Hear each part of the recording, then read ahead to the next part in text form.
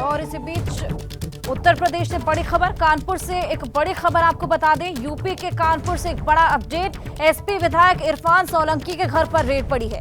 तो एसपी विधायक इरफान सोलंकी जिनके घर पर ईडी की रेड, ईडी की टीम लगातार उनके घर पर छापेमारी कर रही है। यूपी के कानपुर से बड़ी अपडेट हम आपको दे रहे हैं। एसपी विधायक इरफान सोलंकी जिनके घर पर ईडी की टीम इस वक्त छापेमारी कर रही है। आपको बताएं, जेल में इरफान सोलंकी इस वक्त बंद है, लेकिन उनके घर पर फिलहाल ईडी की टीम दस्तावेज खंगाल रही है, छापेमारी कर रही है। तो एसपी के विधायक इरफान सोलंकी जो इस वक्त जेल में है, लेकिन ईडी की टीम उनके घर पर छापेमारी कर रही है।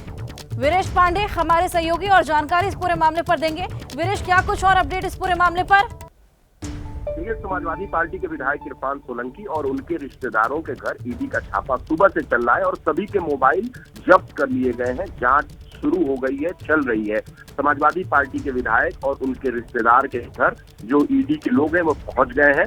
अधिकारी पहुंचकर जांच शुरू कर दी है। सभी के मोबाइलों को जब्त कर लिया गया है। सबको घर में रुकने के लिए बोला गया है कि एक कमरे में सबको रोक दिया गया है। सबसे पूछताछ की जा रही है। इरफान सोलंकी इस समय महाराजगंज जेल में बंद है और उनके खिलाफ 14 मार्च को आगजनी और आचार संहिता उल्लंघन के मुकदमे में फैसला भी आना है और ऐसे में लगातार उनकी मुश्किलें बढ़ती जा रही हैं। इरफान सोलंकी पर एक से एक मुकदमे, एक से एक गिरफ्तारियां, उनके लोगों के यहाँ जांच, ये निरंतर एक प्रक्रिया है जो चल रही है। और ईडी सुबह सुबह पहुंची है। ईडी के लगभग 1 दर्जन से ज्यादा अधिकारी जो कानपुर में इरफान सोलंकी का घर है, इरफान सोलंकी के रिश्तेदारों का घर है, उनके नजदीकी जो उनके समर्थक हैं उनके घर है, उनके घरों पर छापे चल रहे हैं। बिल्कुल वीरेश, सुबह से ही यहाँ पर छापेमारी जारी है। जेल में फिलहाल इरफान सोलंकी बंद है, कई मुकदमे उन पर दर्ज है। ऐसे में जेल में बंद होने के बावजूद उनके घर पर छापेमारी की जा रही है। बहुत शुक्रिया आपका तमाम जानकारी के लिए। सबसे पहले बात करेंगे प्रधानमंत्री नरेंद्र मोदी के जम्मू कश्मीर दौरे की। यह दौरा बेहद खास है क्योंकि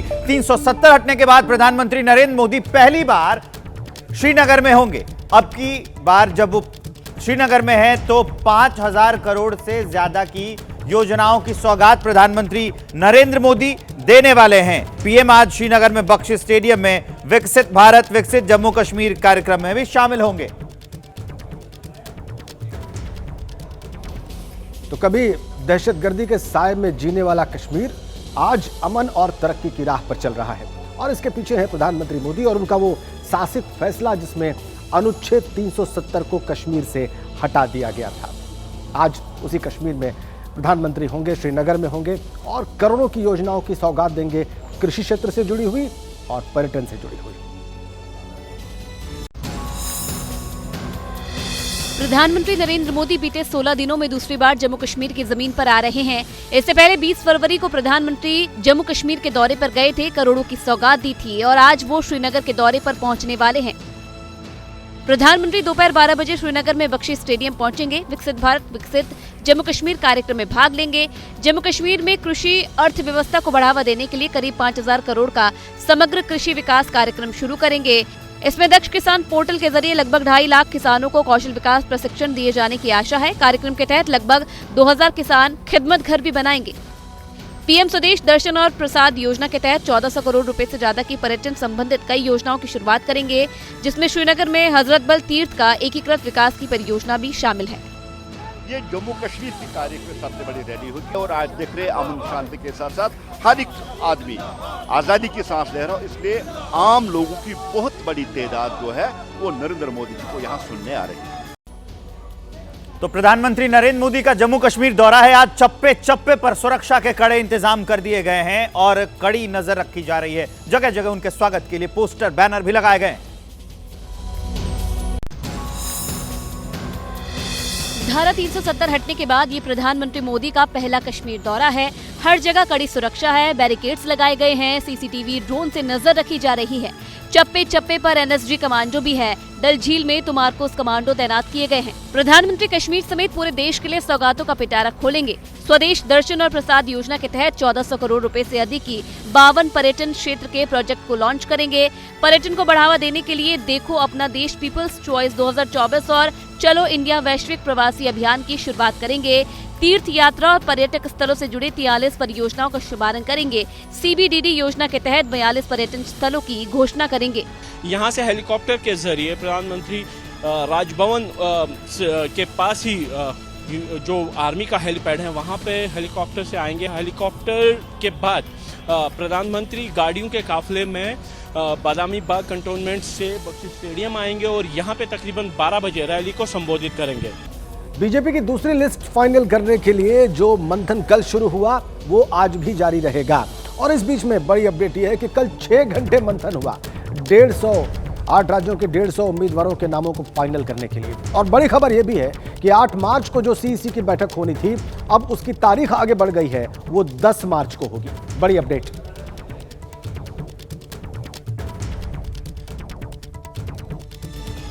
तो एक तरफ बीजेपी अपनी पहली लिस्ट जारी कर चुकी है और इधर आज कांग्रेस के केंद्रीय चुनाव समिति की बैठक होगी। चर्चा है कि इसमें 100 उम्मीदवारों के नाम फाइनल किए जा सकते हैं।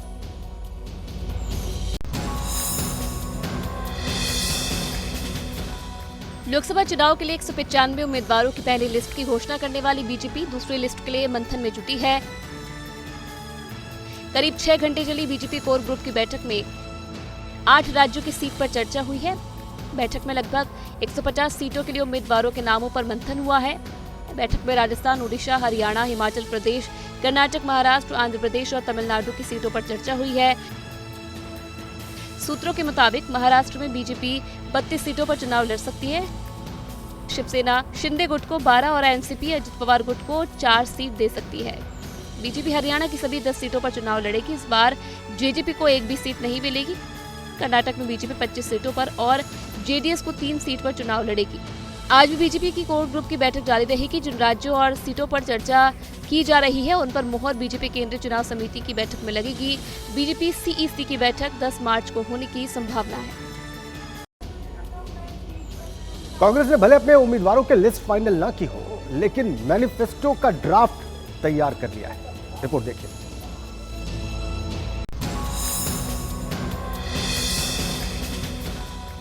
लोकसभा चुनाव के लिए उम्मीदवारों के नाम पर विचार विमर्श करने और निर्णय लेने वाली कांग्रेस पार्टी की सीईसी यानी केंद्रीय चुनाव समिति की आज पहली बैठक होनी है। बैठक आज शाम 6 बजे कांग्रेस मुख्यालय में होगी। सूत्रों का कहना है कि करीब 100 लोकसभा सीटों के लिए उम्मीदवारों के नाम पर विचार होगा। सूत्रों के मुताबिक उम्मीदवारों के चयन में जातीय समीकरण और जिताऊ फैक्टर पर फोकस है। बड़े चेहरों को मैदान में उतारने की रणनीति है। मौजूदा सांसदों को दोबारा मौका मिल सकता है। सूत्रों के मुताबिक आज की मीटिंग में केरल, तेलंगाना, कर्नाटक, दिल्ली, छत्तीसगढ़ की सीटों पर चर्चा होगी। इसके अलावा उत्तर प्रदेश की कुछ सीटों पर भी बात हो सकती है। राजस्थान, मध्य प्रदेश, हरियाणा, नॉर्थ ईस्ट के राज्यों को लेकर भी विचार विमर्श होगा। बैठक में कांग्रेस अध्यक्ष मल्लिकार्जुन खड़गे और पूर्व अध्यक्ष सोनिया गांधी और राहुल गांधी के अलावा कमेटी में शामिल बाकी नेता शिरकत करेंगे। इस मंथन के बाद प्रत्याशियों की पहली लिस्ट जल्द ही जारी हो सकती है। लोकसभा चुनाव के लिए भले ही कांग्रेस ने अपने उम्मीदवारों की लिस्ट जारी नहीं की है, लेकिन अपने घोषणा पत्र के मसौदे को तैयार जरूर कर लिया है। और खबर यह है कि इसमें किसानों और युवाओं पर खास जोर रखा गया है।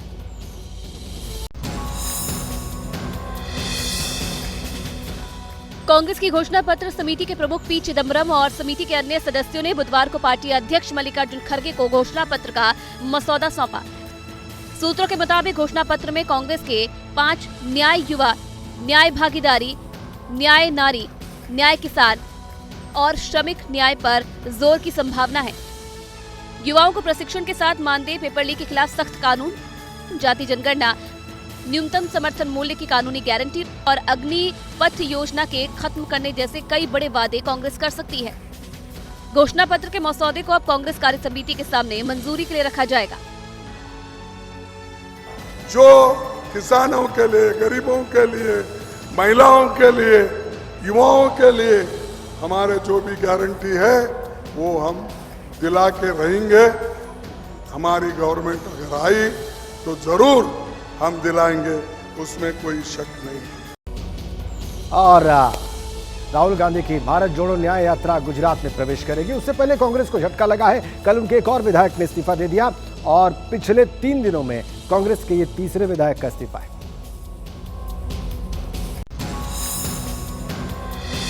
राहुल गांधी की यात्रा के गुजरात पहुंचने से पहले ही सूबे में पार्टी को एक और बड़ा झटका लगा है। कांग्रेस के एक और विधायक ने हाथ का साथ छोड़ दिया। अरविंद लदानी ने इस्तीफा दे दिया है। उससे पहले पूर्व प्रदेश अध्यक्ष अर्जुन मोडवाडिया और पूर्व कार्यकारी अध्यक्ष अम्बरीश देर भी पार्टी छोड़ चुके हैं। इस उठापटक के बीच राहुल गांधी की भारत जोड़ो न्याय यात्रा आज गुजरात में प्रवेश करेगी। आज राहुल गांधी के तय कार्यक्रम के मुताबिक दोपहर 12 बजे न्याय यात्रा राजस्थान के बांसवाड़ा पहुंचेगी, जहां वो जनसभा करेंगे। उसके बाद शाम 4 बजे गुजरात में एंट्री करेगी, दाहोद पहुंचेगी। कल राहुल गांधी मध्य प्रदेश में थे, रतलाम में आदिवासियों के लिए वादे किए और केंद्र सरकार पर भी जमकर बरसे। आपने राम मंदिर की इनॉग्रेशन में किसी दलित का चेहरा देखा, किसी आदिवासी का देखा, किसी गरीब किसान का देखा, किसी मजदूर का देखा, अदानी का देखा, अंबानी का देखा, बॉलीवुड के सारे एक्टर्स का देखा, क्रिकेटर्स का देखा। अब आगे बढ़ते हुए बात उस शख्स की करने जा रहा हूं मैं, जिसकी वजह से पश्चिम बंगाल से लेकर दिल्ली तक सियासी बवाल मचा हुआ है। हम बात कर रहे हैं टीएमसी के पूर्व नेता शेख शाहजहां की। आज शेख शाहजहां को लगातार कोर्ट के दखल के बाद पुलिस ने सीबीआई के कस्टडी में कल ही सौंप दिया था।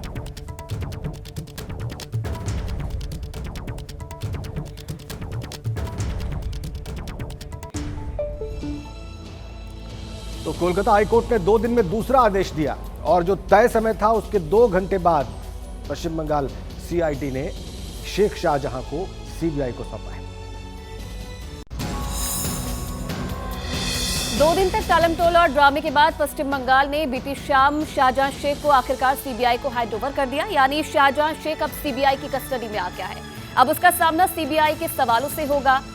शाहजहां शेख को ईडी की टीम पर हमले के मामले में पकड़ा गया है, जिसमें कुल 3 एफआईआर है। 2 केस ईडी की ओर से दर्ज कराए गए हैं, जबकि 1 एफआईआर पुलिस की ओर से स्वतः संज्ञान लेते हुए कराई गई थी। राशन घोटाले के आरोपों को लेकर ईडी ने शाहजहां के ठिकानों पर 5 जनवरी को रेड की थी। इस दौरान ईडी की टीम पर हमला हुआ और शाहजहां फरार हो गया। उधर 8 फरवरी से संदेश खाली में प्रदर्शन शुरू हो गया। शाहजहां और उसके साथियों पर महिलाओं के यौन शोषण के आरोप लगे हैं। हाईकोर्ट की फटकार और चौतरफा दबाव के बीच 29 फरवरी को शेख शाहजहां को गिरफ्तार किया गया था। कि शेख शाहजहां के पास क्या खजाना है जिसके कारण मुख्यमंत्री जी, पश्चिम बंगाल के मुख्यमंत्री, एक क्रिमिनल को बचाने के लिए इतना दूर तक जा रही है। बंगाल की जो पुलिस बल है वो कभी नहीं मदद करेगी। केंद्रीय जांच एजेंसी को कामयाबी कितने हद तक मिलेगी, इसमें मेरा खुद को बड़ा शंका है। संदेश खाली के मुद्दे पर टीएमसी के कई नेता नाराज चल रहे हैं और कुछ तो उसमें से पार्टी छोड़ने का मन बना रहे हैं। और उनमें से एक नाम यह है तापस रॉय का। उन्होंने पार्टी छोड़ दी है और बीजेपी ज्वाइन कर लिया। तापस रॉय हमारे साथ हैं। सर, आज टीएमसी से आप बीजेपी में आ गए, निश्चित रूप से कुछ व्यथा होगी। आगे आना चाहिए था, कुछ हो गया, लेकिन जो व्यथा होगी आपकी, क्या थी व्यथा? बहुत दिन से ये महसूस होता कि ये सही रास्ते पर चल नहीं रहा है। और उसके बाद बकटुई, संदेश खाली जैसा कांड, ये जलदस्यु यानी दस्यु लोग को, डेमन लोग को साथ दिया जा रहा है। जो कानून का जो कार्रवाई होना चाहिए वो भी नहीं होता। हाई कोर्ट, सुप्रीम कोर्ट को जो आदेश, वो भी माना नहीं जाता। इस सब को देखते हुए ये सह नहीं जाता। इसी कारण ही हम बीजेपी यानी भारतीय जनता पार्टी में हम योगदान किए हैं। प्रधानमंत्री के बारे में कुछ कहना चाहेंगे कोलकाता के रेफरेंस में? फिर तीसरा बार मोदी जी 400 पार, इस बार 400 पार। प्रधानमंत्री नरेंद्र मोदी जम्मू कश्मीर दौरे पर हैं और धारा 370 हटने के बाद ये पहला जम्मू कश्मीर दौरा है प्रधानमंत्री नरेंद्र मोदी का।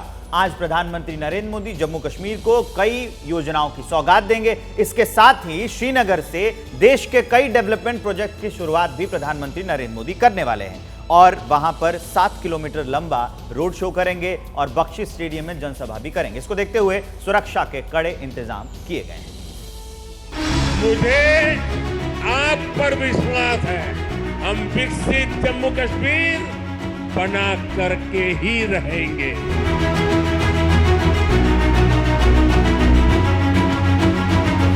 यहाँ के नौजवानों को उच्च शिक्षा के लिए दूसरे राज्यों में जाना पड़ता था।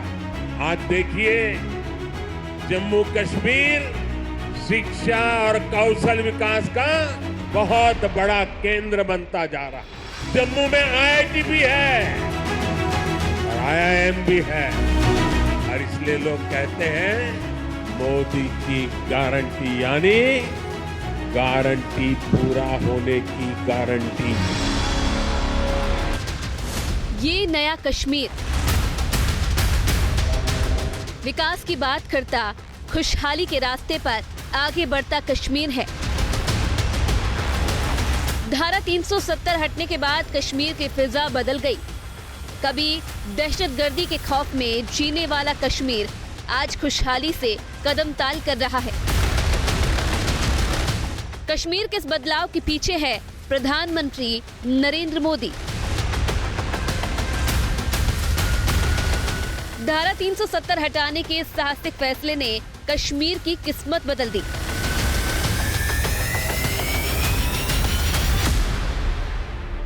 आज पीएमओसी बदले हुए कश्मीर की जमीन पर होंगे।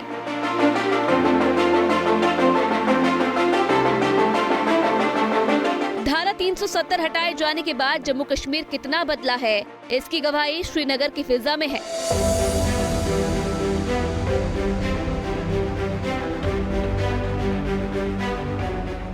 पीएम के स्वागत में श्रीनगर तिरंगे से सज गया है। यहाँ कदम कदम पर प्रधानमंत्री के स्वागत वाले पोस्टर और बैनर लगे हैं।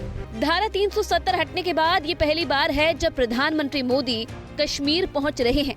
दिल्ली से कश्मीर को विकास की कई सौगात देने वाले प्रधानमंत्री आज श्रीनगर से सूबे को डेवलपमेंट प्रोजेक्ट्स की सौगात देंगे। प्रधानमंत्री आज 5000 करोड़ के समग्र कृषि विकास कार्यक्रम को राष्ट्र को समर्पित करेंगे। पीएम स्वदेश दर्शन और प्रसाद योजना के तहत 1400 करोड़ रुपए से ज्यादा की पर्यटन संबंधित कई योजनाओं की शुरुआत करेंगे। पीएम हजरत बल तीर्थ एकीकृत विकास योजना की शुरुआत करेंगे। पीएम श्रीनगर में देखो अपना देश अभियान को लॉन्च करेंगे। पीएम CBDD योजना के तहत चुने गए पर्यटन स्थलों की घोषणा भी करेंगे। पीएम श्रीनगर से देश भर की 43 परियोजनाओं की शुरुआत करेंगे। ये योजनाएं जम्मू कश्मीर की तस्वीर बदलेंगे और नए भारत के साथ नई कश्मीर की कहानी लिखेंगे। हमने संकल्प लिया है विकसित जम्मू कश्मीर का।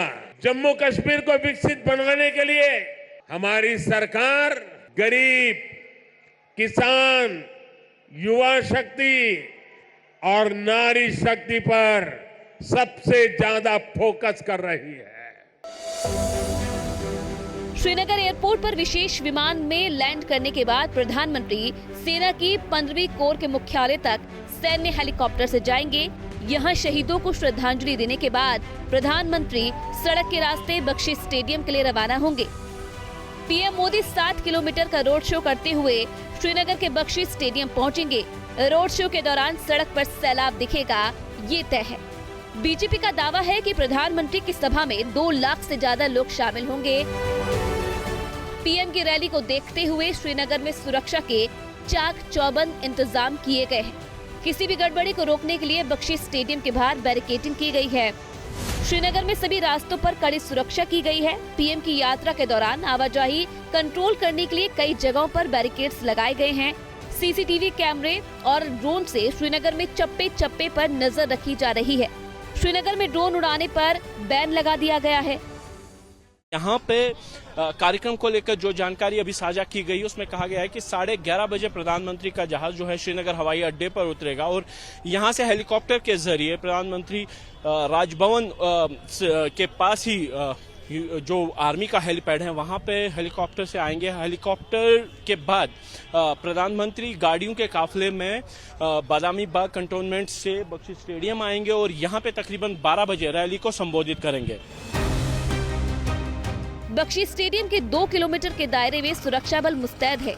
इतना ही नहीं, सुरक्षा के लिहाज से झेलम नदी और डल झील में कमांडो को तैनात किया गया है। प्रधानमंत्री नरेंद्र मोदी की कश्मीर यात्रा से पहले तैयारियां चरम पे है और हम इस समय उस सड़क पे मौजूद हैं जहां से प्रधानमंत्री का काफिला जो है वो गुजरेगा। सुरक्षा इंतजामों की बात करें तो मॉक ड्रिल के साथ साथ अगर इस पूरे इलाके की देखें तो तकरीबन 4 किलोमीटर के एरिया को पूरी तरीके से सील कर दिया गया है। जो ऊंची बिल्डिंग्स हैं उनके ऊपर स्नाइपर्स लगा दिए गए हैं ताकि इस पूरे एरिया को सुरक्षित किया जा सके। ये इलाका जो है नदी के किनारे है, झेलम नदी के किनारे है। नदी पर भी जो पेट्रोलिंग है वो बढ़ा दी गई है। मार्कोस कमांडोज जो है वो तैनात कर दिए गए हैं। इन सुरक्षा इंतजामों से आम लोगों को परेशानी न हो, इसका भी ख्याल रखा गया है। हालांकि प्रधानमंत्री की कश्मीर यात्रा को लेकर विपक्ष एक दिन पहले से ही सवाल खड़े करने लगा है। पीएम की रैली से पहले ही भीड़ को लेकर उमर अब्दुल्ला ने सवाल उठा दिए। मौसम चुनावी है, इसलिए ऐसे सवाल उठने तय है। इन सवालों के बीच आज प्रधानमंत्री श्रीनगर की सड़क पर होंगे और श्रीनगर की फिजा में मोदी मोदी की गूंज होगी। लोकसभा चुनाव की तारीखों के ऐलान से पहले ही बीजेपी 195 उम्मीदवारों की पहली लिस्ट घोषित कर चुकी है। अब बीजेपी में दूसरी लिस्ट पर मंथन चल रहा है। बुधवार देर रात तक बीजेपी कोर ग्रुप की बैठक में दूसरी लिस्ट के लिए 8 राज्यों पर मंथन हुआ।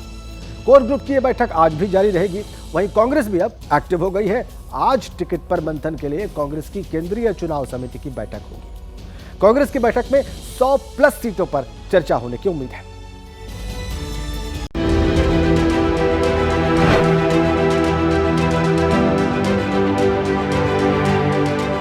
चुनाव के ऐलान से पहले ही 195 सीटों पर उम्मीदवारों के नामों का ऐलान करने वाली बीजेपी के दिग्गज अब दूसरी लिस्ट पर माथापच्ची कर रहे हैं। बाकी राज्यों में उम्मीदवारों का नाम तय करने के लिए बुधवार को करीब 6 घंटे बीजेपी कोर ग्रुप की बैठक हुई। शाम 6 बजे शुरू हुई बैठक देर रात 12 बजे तक चली। कोर ग्रुप की बैठक में कुल 8 राज्यों की सीटों पर चर्चा हुई। बैठक में राजस्थान, ओडिशा, हरियाणा, हिमाचल, कर्नाटक, महाराष्ट्र, आंध्र प्रदेश और तमिलनाडु की सीटों पर चर्चा हुई। बैठक में 150 सीटों के लिए उम्मीदवारों के नाम पर मंथन हुआ। कोर ग्रुप की बैठक के बाद अब नजर बीजेपी केंद्रीय चुनाव समिति की बैठक पर होगी। कोर ग्रुप की बैठक में जिन राज्यों और सीटों पर चर्चा हुई है, उन पर मुहर बीजेपी केंद्रीय चुनाव समिति की बैठक में लगेगी। सूत्रों के मुताबिक बीजेपी केंद्रीय चुनाव समिति की बैठक 10 मार्च को हो सकती है। सूत्रों के मुताबिक कोर ग्रुप की बैठक में तय हुआ है कि बीजेपी हरियाणा की सभी 10 सीटों पर चुनाव लड़ेगी, यानी यहां बीजेपी अपनी साझेदार जननायक जनता पार्टी को सीट नहीं देगी।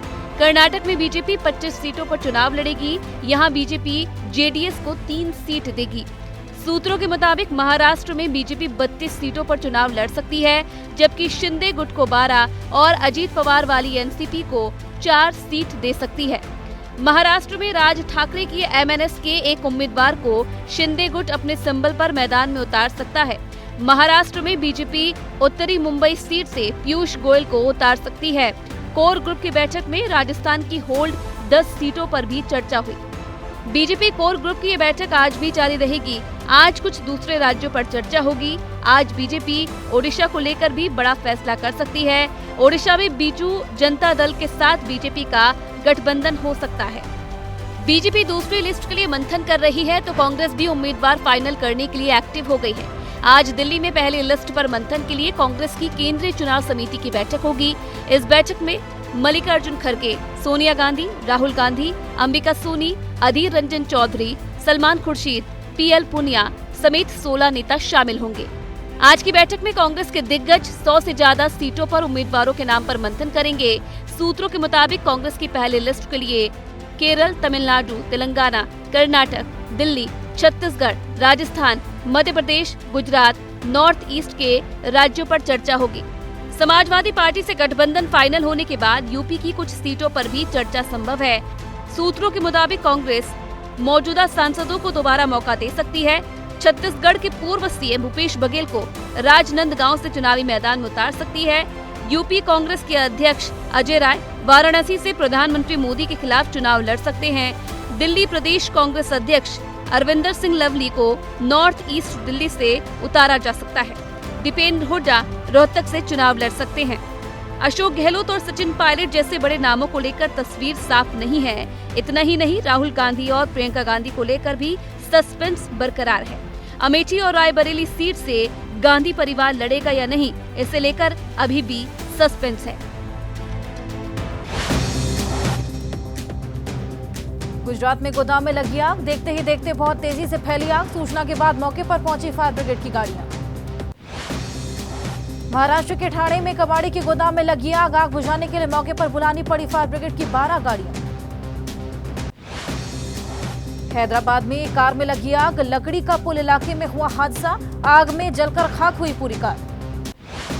नासिक के मालेगांव में 12 साल के बच्चे ने दिखाई बहादुरी। ऑफिस के अंदर घुसे तेंदुए को दरवाजा बंद कर किया बंद। नागपुर में पोल्ट्री फार्म में बर्ड फ्लू का मामला आया सामने। 29 फरवरी से पोल्ट्री फार्म में लगातार हो रही थी मुर्गियों की मौत। जांच के लिए भेजे गए सैंपल। इंडियन नेवी ने लक्षद्वीप के मिनिकॉय आइलैंड पर अपने नए नौसैनिक बेस INS जटायु को सेना में किया शामिल। नौसैनिक बेस से पड़ोसी देशों की हरकतों पर रखी जा सकेगी नजर। दिल्ली NCR में घटी CNG की कीमत। बुधवार को CNG ने 2.5 रुपए प्रति किलो की कमी। नई कीमत आज सुबह 6 बजे से हुई लागू। कश्मीर के एक युवा गायक ने PM मोदी के लिए बनाया गाना। गीत के जरिए प्रधानमंत्री की तारीफ की। महाशिवरात्रि को लेकर हरिद्वार में कांवड़ियों की भीड़। हर की पैड़ी पर गंगा जल लेने के लिए कई राज्यों से पहुंच रहे कांवड़ी। प्रयागराज में महाशिवरात्रि पर होगा विशेष अनुष्ठान। माघ मेले में PM मोदी के लिए विशेष अनुष्ठान की तैयारी। महाराष्ट्र में सीट शेयरिंग को लेकर MVA यानी महाराष्ट्र विकास अघाड़ी के बीच सहमति नहीं बन पा रही। गृह मंत्री अमित शाह की मौजूदगी में NDA में सीट बंटवारे को लेकर करीब सहमति बन गई है।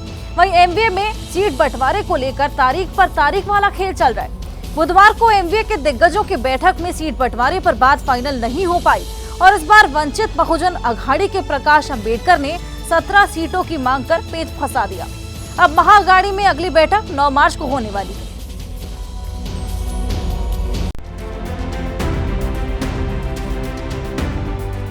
महाराष्ट्र में MVA गठबंधन के बीच मीटिंग दर मीटिंग के बाद भी सीट शेयरिंग के फाइनल फॉर्मूले पर सहमति नहीं बन पा रही है।